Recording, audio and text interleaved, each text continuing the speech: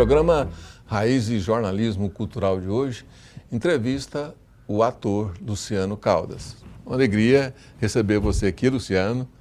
O prazer, a honra é toda minha, com certeza, estar aqui nesse programa tradicional há tanto tempo no ar, falando de cultura e das nossas raízes, é um privilégio. Edivaldo Lourenço? Pois é, Dracem, mais uma vez uma alegria muito grande estar aqui entrevistando os convidados do programa Raiz e hoje especialmente o Luciano Caldas, né, que é um batalhador da cultura que já vem aí na estrada desde a época do Grêmio de Inhumas. Ele é antigo. Tem história, né? Tem história, viu? Eu não gosto de falar que ele é da época do Grêmio, não, mas ele é. Sou fruto do Grêmio.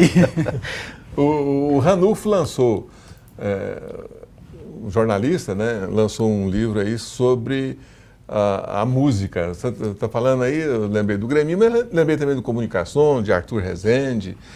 E Luciano, como é que a arte, principalmente a arte de representar, que é uma arte difícil, né, eu a considero assim, a mais tocante, junto com a música, né, mas como é que a arte de representar, como é que isso entrou na sua vida? A Doracina entrou através da escola, com toda certeza, entrou através dos professores, não é? Eu tive o privilégio de, apesar de estudar na época da ditadura, estudar com uma diretora que tinha uma preocupação muito grande com a nossa formação crítica. E todos os eventos comemorativos eram pontuados com uma peça de teatro feita pelos professores ou pela gente. Só que eu não era um dos alunos mais bonitos, então eu não era o Dom Pedro, eu era o José Bonifácio. Eu não era o príncipe, eu era a grama. Então eu comecei a querer escrever as peças onde eu pudesse fazer aquilo que eu queria. E começou, né, fazendo um Dia das Mães aqui, um Dia dos Pais ali, até que eu assisti um espetáculo chamado Poética Bancária, do Grupo Opinião, do Ertenberg Nunes, onde um cara se apaixonava pela cintura do 8. Aquilo era surreal para mim, e era surreal como muita coisa que eu imaginava. Eu me identifiquei naquela encenação, naquele fazer. Aí, a partir daí, eu devia ter uns 13 anos, quando eu vi esse primeiro espetáculo, foi uma sede, é uma busca, uma atrás da outra. Eu como aqui num espetáculo, num conhecimento, gera mais fome, e eu estou aí nessa... Isso foi em Umas? Foi em Umas. E quando foi que você participou pela primeira vez? Porque em Umas tem muitas razões para ficar na história, mas acho que a mais importante delas é ter feito aquele festival Grêmio por tanto tempo. Sim, e quando foi que você participou no Grêmio pela primeira vez? No Grêmio eu participei, eu escrevia, né? Às vezes colocava alguma coisa, mas a minha participação mesmo era ali nos bastidores. O Grêmio, para quem era de fora, eram 4 dias de festival. Para nós de Inhumas era um mês. A banda marcante chegava em Inhumas, se instalava, os compositores iam ensaiar as composições próprias e as interpretações, e nós, estudantes, quer dizer, eu lembro do Grêmio desde os meus 10 aos 20 anos de idade. A gente ia para lá e aquela vivência, né, com aquela competição, aprendendo as letras, eu comecei a conviver com a arte. Quem que você conheceu no Grêmio que depois foi importante na sua vida? O trabalho do Gilberto Correia, que depois vira uma referência na minha vida, músicas de adolescência, Maria Eugênia, Marcelo Barra, Fernando Pirillo, Braguinha Barroso. Olha, Genésio Tocantins. Genésio Tocantins, é até perigoso esquecer um nome de peso. Marcos Fayad, você conheceu lá? Marcos Fayad, eu conheci ele no júri. Ele estava nos jurados, era muito amigo de uma tia minha e estava liderando um movimento pós-ditadura, que foi a abertura do Martim Sererê aqui em Goiânia. Ele assumiu a dramaturgia do espaço. Então eu conheci aquele nome, eu fui ter contato com essa pessoa ali, através do Grêmio. Apesar da pouca distância, em 85, 86, vir para Goiânia não era tão simples, né, como é hoje. Luciano, o que te segurou como ator no teatro? O que te segurou no teatro? É a reação do público, uma realização interior sua de interpretar os grandes personagens? O que foi que realmente te prendeu e que continua te atraindo até hoje no teatro? Doracina, é uma necessidade vital de me comunicar. Né? É um estabelecimento de uma comunicação, para mim, encantadora, no sentido do encantamento da palavra mesmo. Né? O meu início, eu colocava as minhas palavras, eram os meus textos. Quem se formou no interior tinha como referência a televisão. E eu precisava falar o que eu pensava, eu precisava falar naquilo que eu acreditava. Hoje a rede social coloca isso de uma maneira muito pontual para quem queira fazer, mas isso não foi sempre assim. E o lúdico, a brincadeira, a fantasia, utilizar uma contação de história para transformar uma realidade, para tentar apresentar um ponto de vista, sempre foi muito funcional. Sempre foi deu muito certo. E essa questão da busca da realização profissional, que está muito ligada à financeira, ela não me acompanhou muito, eu não tinha essa sede. Eu precisava realizar alguma coisa que fosse de vida, que fosse presencial, que fosse de ser humano para ser humano, e que até a moeda dessa troca fosse humana, né? Fossem as condições, a sensibilidade. Isso foi se construindo na minha vida e eu não consegui enxergar outro caminho. E que autor você prefere interpretar? Olha, além dos seus textos, né, naturalmente. Nossa, são tantos, né, Doraci, né? Assim, se eu pensar em termos de Goiás, né? Eu amo a obra do Maurício de Castro para o teatro. Foi minha referência, Velha História, Novo Enredo. Mas também tem o Hugo Zorzetti, que narra e mostra a nossa cultura maravilhosamente bem. Se a gente abre para o nacional, aí eu também venho com outra dupla, que é Plínio Marcos e Nelson Rodrigues. Inclusive você interpretou Dois Perdidos numa Noite Suja, né? Fiz, com direção do Cécio Tirrey e da Nancy Galvão, que eu acho que o Plínio Marcos ele dialoga com o Brecht, que vem trazer essa realidade dura da década de 60, é o dramaturgo daqueles que perderam, daquele vendedor da feira, da prostituta, do cafetão, todos os excluídos estão em Plínio Marcos. Uhum. E o Nelson Rodrigues ele vem com a universalização do nosso interior não cristão, né? Dos nossos desejos, dos nossos pulsões. E como elas são, sem o filtro disso eu posso e se eu não posso. E Nelson é tão atual. Quem lê O Beijo no Asfalto vê a invasão da imprensa, o fim da privacidade, a criação, a desconstrução de uma vida e o final de uma vida por conta de uma notícia de imprensa manipulada. Isso está em Nelson, é de 66. As frescuras do politicamente correto, né? Ele denuncia tudo isso, embora não houvesse isso de uma forma tão presente ainda quando ele escrevia. E não tinha, ele já tinha, falava assim, Nelson já vinha com aquela coisa, o anjo pornográfico, ele está falando de heresias da carne, e ele estava falando de necessidades da alma que se realizavam no corpo. Né? A mente primitiva, ela não entendia quem é primo, irmão, parente. O desejo move o ser humano, isso é freudiano. E o Nelson fez isso com coragem, né? Fez isso com talento e fez isso numa época que era complicado, né? Falar sobre o ser humano. E está aí até hoje. Nelson fez 100 anos em 2012 e tinha muito onde beber para se homenagear esse homem. E se a gente vai falar de autores no nível universal, é impossível não falar de Shakespeare, né? Que para mim E Ibsen, que Ibsen também traz uma coisa, personagens muito bons. Bom, você tem grandes referências, né? Aqui é do Nelson Rodrigues, também do Plínio Marcos, né? Você chegou a fazer Navalha na Carne? Não, eu do Plínio eu só fiz o Dois Perdidos numa Noite Suja, mas acompanhei. A minha formação, eu fui me formar em teatro com 40 anos, na Casa das Artes de Laranjeiras, no Rio. E ali a gente tinha, né, trabalhando com professores, como o próprio Cécio Tirrey, que é filho da Tônia Carreiro, que estreou Navalha na Carne, né, foi a primeira Neuza Sueli. Então ali, apesar da distância do tempo, eu tinha uma condição de ter uma proximidade com o escritor, com a obra. Aqui em Goiânia seria muito difícil conseguir isso, né? Mas ali, com essas pessoas, com essa disponibilidade, e aos 40, né, maduro, eu não fui fazer faculdade buscando uma colocação no mercado, eu fui buscar uma colocação da minha profissão em mim. Né? O empírico já existia, eu precisava do teórico, eu precisava do erudito.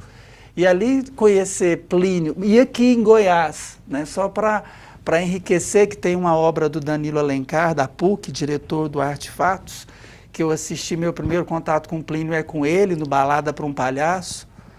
E quanta poesia, né? Quanta cor num Plínio tão cinza e tão duro. Então eu fui descobrir uma realização poética de Plínio aqui em Goiás, aqui na Católica, com o Danilo. Então a arte não tem fronteira, não interessa se foi criado em Londres, executado em Goiás, não é? É o nosso ponto de vista. ela é universal, né? Absolutamente. Assim como a sua interpretação de mundo, o foco desses autores aí que você mencionou. E o programa Raiz e Jornalismo Cultural vai para um rápido intervalo e a gente volta já já. Some não.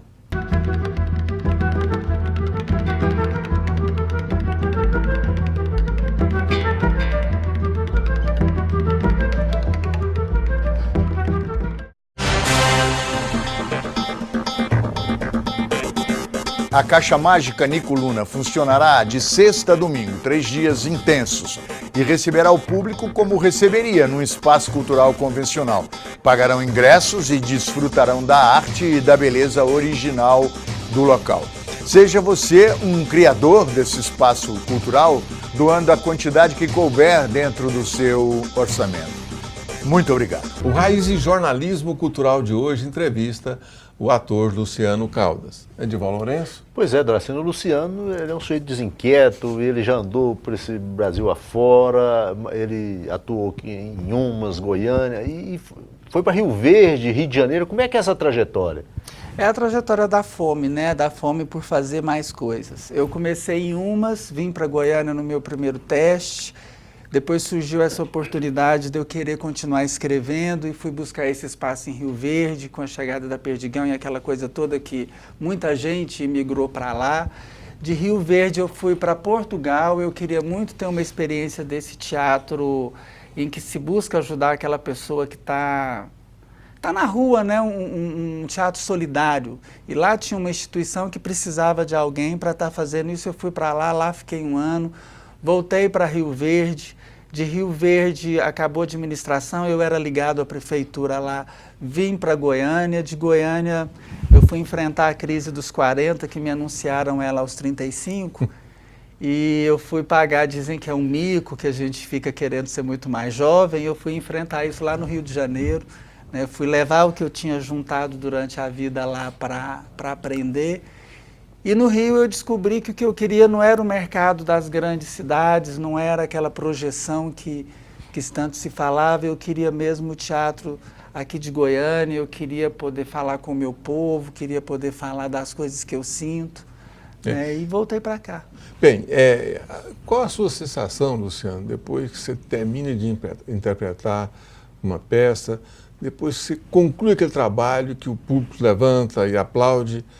Qual é a sua sensação nesse momento? O que você sente nessa hora? É duplo. É uma sensação de um balão que se esvaziou. Eu tenho uma sensação de alívio, de esvaziamento e, ao mesmo tempo, de uma disponibilidade. É um processo, é um caminho que finaliza e começa outro. É uma sensação de realização e compromisso. Eu sei que não acaba ali. Conversar com um músico é fácil porque ele pega um violão e toca, né? Como poeta, ele começa, ele declama uma poesia e o ator, né, num programa assim de entrevista, o que você poderia apresentar para mostrar um pouco do seu talento? Tem um poema do José Régio que chama Cântico Negro, que ele fala justamente dessa busca pelos novos espaços, né? Valorizar o tradicional, mas buscar o novo. Eu me identifico.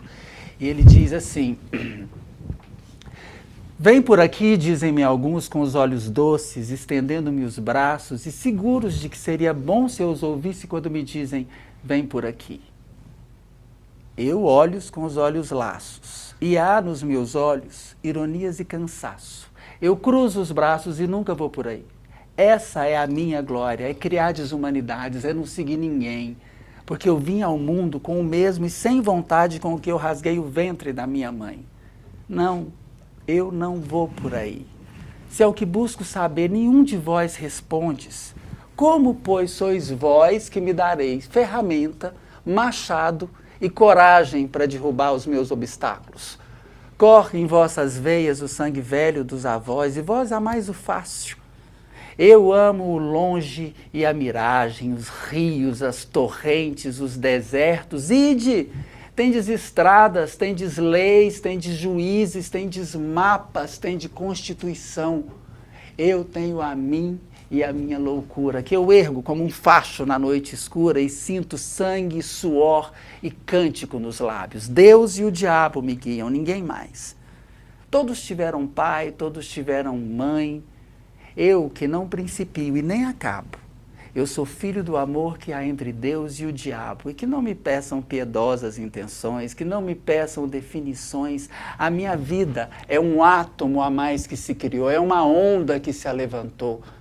Eu não sei para onde eu vou, eu não sei por onde eu vou, mas eu sei que eu não vou por aí. É isso. Bem, Bom, hein? parabéns.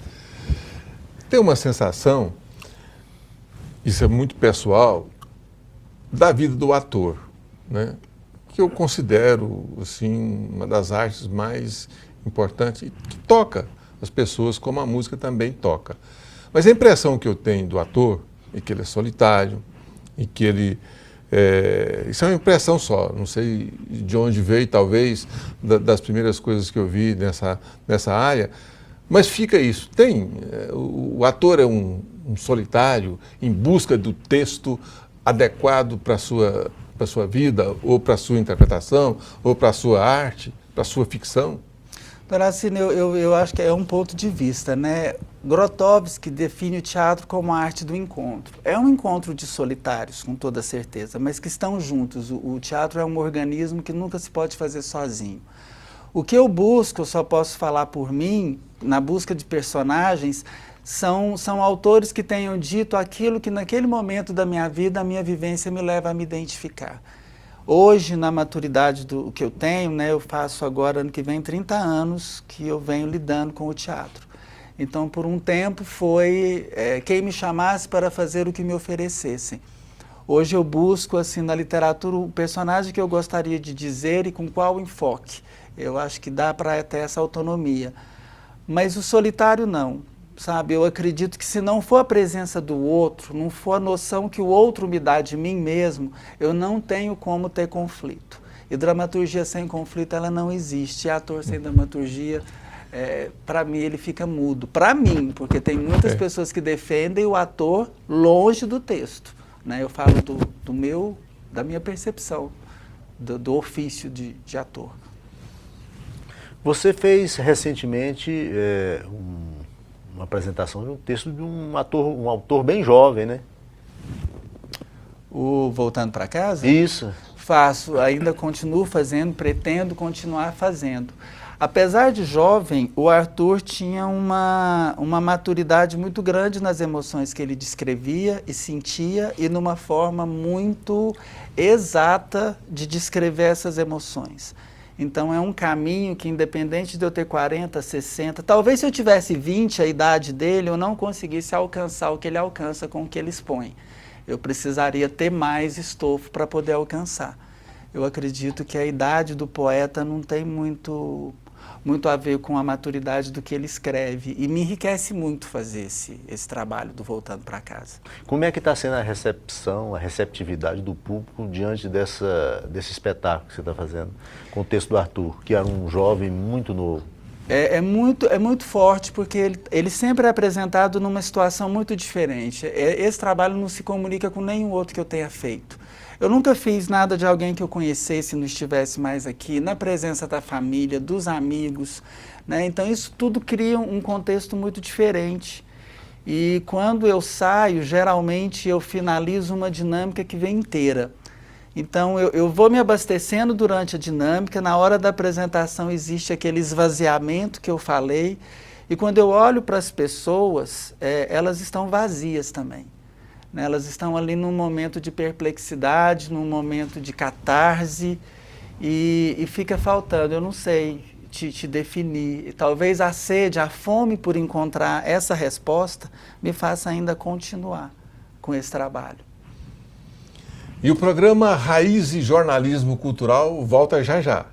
Some não. O programa Raiz e Jornalismo Cultural de hoje entrevista o ator Luciano Caldas, Edival Lourenço. Edival, o Luciano criou um personagem que é José, o artista brasileiro. Vamos falar um pouco sobre esse personagem e, se possível, você mostrar o perfil dele, como é que é, o que ele faz. O José, ele está em gestação, porque ele é um projeto de linguagem que eu tenho. Né? O José é um ator que vive querendo saber se o que ele vai fazer é certo ou não. Ele só se liga a referenciais gigantescos. Ele, quando vai pensar, ele pensa em Shakespeare, em Ésquilo, em Sófocles. Então, ele, apesar de ser um artista brasileiro, ele fica com referências muito de fora. Ele não fala na primeira pessoa, ele tem um narrador. De vez em quando ele briga com esse narrador e se impõe. A minha vontade é que quando o José perceber que é preciso fazer para acontecer, não adianta ficar namorando a própria erudição, né? Preciso colocar essa erudição em prática, o José vai sair da internet. Ele usa o meu corpo, ele vai usar a minha voz como qualquer personagem, mas eu pretendo transitar pela cidade com essas interferências de José. Entende? Hoje tem uma página, né, num perfil na internet, José é um artista brasileiro, onde tem trechos. Esses trechos vão para tijolos, né, vai para cada um para uma face de um cubo retangular. Vai para dentro de um saco. O José vai para as ruas com essas poesias dentro de um saco e um pequeno megafone. Como o José da internet, ele não tem voz ainda. Alguém tem que falar por ele. Então ele vai passar por alguns lugares com esse megafone e a pessoa vai tirar de dentro do saco um tijolo e vai escolher uma face desse tijolo e vai dizer o que está ali. Quem se dispor, as pessoas podem dizer não. E o conjunto de pessoas que falarem isso no microfone vão construir um poema de José naquele dia, que só vai existir naquele dia. Com os tijolos de volta ao saco e o megafone na mão, o José continua tentando entender como é que os seus tijolos verbais podem construir um texto com um público que o assume. Eu sei que isso faz parte do meu processo de fome. É algo que ainda está num espaço caótico, mas eu não sei. Alguma coisa me diz que esse José vai se construir com esses tijolos e ele vai ter uma existência no mundo real a partir dessa experiência, que inicia dadaísta. Mas eu espero chegar num ponto onde ele realmente se constitua celularmente, não só pelos seus tijolos verbais. E você que vai dar a carteira de identidade para ele? Eu acho que quem vai dar carteira de identidade para ele é quem enxergá-lo, sabe? Eu mesmo não o enxergo, mas se você conseguir enxergá-lo, a identidade que ele vai ter é dentro de você e ela vai ser única. A identidade dele no Doracino vai ser uma e em cada pessoa que tiver acesso a ele vai ter uma identidade fabricada pela identificação, né? É isso que fabrica. É uma forma criativa de proporcionar que cada um faça a sua ficção, não é isso? Eu não sei te dar uma definição, é um desejo que se manifesta amorfo ainda e que encontrou esse caminho. O que vai vir dele, isso eu chamo de uma experiência. Eu não sei, nem sei se isso vai ter fim, é uma nova vida que surge na minha lateral. Um personagem que vai caminhar paralelo, alguém com quem eu converso. Saindo da lateral para o front, o que você está fazendo de prático, o que vai para o palco, o que vai acontecer aí isso na sequência? E o Luciano que já tem uma vida, assim, já uma experiência muito grande com os grandes autores, com todos que militam no teatro aqui em Goiânia. Certamente que a gente fica esperando, e da agora para frente a gente vai esperar mais, e quer estimular você a fazer isso também, porque você é um grande ator, você também é autor, você tem ideias interessantes, então a gente fica torcendo para que isso aconteça logo, né? E que você também tem admiradores dentro do próprio teatro, que você já representou, você já trabalhou muito nessa área, né? Como o Marcos Fayad também, que esteve aqui no programa e falou bem de você. E aí? Bom, agora eu tenho muitos planos, muita vontade de fazer. Nesse momento da minha vida eu percebo que é um momento de pé no chão. Então tudo está sendo planejado de acordo com o que as leis de incentivo vêm e os espaços possibilitam. Por hoje, como projeto, continuar com certeza com o Voltando para Casa. Ele sai dos auditórios de 2014 e vai para os palcos, então é uma linguagem nova. E estreando agora o Compulsivo, que é um texto de um paulista que fala sobre essa compulsão da vida moderna e esse pavor pelas bactérias. Né? Que as pessoas têm tido isso, parece insignificante, engraçado, mas tem alterado violentamente as relações e a maneira com que um indivíduo se relaciona com o outro e com os objetos do dia a dia, até seus alimentos, até os lugares onde frequenta. Então o Alex Giostri fez uma pesquisa, construiu um monólogo e a gente traz essa possibilidade de identificação para o ano que vem. Eu já vi a sua interpretação do Voltando para Casa, do Arthur Miranda, né? Então, mais nesse projeto que você está desenvolvendo, e já que é plano de você passar isso para o palco, no teatro, naturalmente o texto vai precisar de porque o texto ainda é curto para isso, ou não? Ou você acha que causa o impacto necessário? O que o auditório não permite, eu não acredito que seja necessário enxertar muito texto, mas enxertar momentos não verbais, momentos de conflito que são demonstrados pelo conjunto, luz, corpo e som. Porque, como você viu, você vê que, às vezes, uma coisa que acontece é que ela salta no tempo e vai para um outro contexto, que o auditório não permite mostrar isso com exatidão, né? Agora, no palco, quando eu puder ter uma luz que transforma, uma música que sobe e desce, um diretor, porque até hoje eu não tive um olhar externo. A somatória desses elementos que o palco exige vão trazer um outro espetáculo, com toda certeza. Mas eu não acredito que vá ter muito enxerto de texto, acredito até que vá sair texto. Certo, acho que é uma boa ideia. Até o silêncio, né? Você está interpretando e, de repente, o silêncio e aquele momento de silêncio diz muita coisa também. Na representação tem isso nas artes cênicas, não é? Sim, e o texto ele começa, essa montagem, ele junta o período da adolescência e da maturidade do Arthur. Eu pretendo iniciar já, ele começa a segunda parte como Dante convidando no Inferno de Dante para um passeio pelo inferno. É a primeira referência que eu consigo ligar. Então eu pretendo começar desse convite do poeta ao inferno das suas mazelas. E depois ele vem com uma coisa extremamente Salvador Dalí, que ele vai falar de um pássaro. Então, juntar o surrealismo com esses momentos e trazer isso para o palco. É possível criar esse universo mental que o auditório às vezes não permitiu e potencializar essa força, né? Essa força, essa partilha que ele faz, porque não é possível criar um personagem ali. É o Arthur falando do Arthur, eu não posso trazer isso para outra pessoa. Mas você também está fazendo a pré-produção do Ricardo III.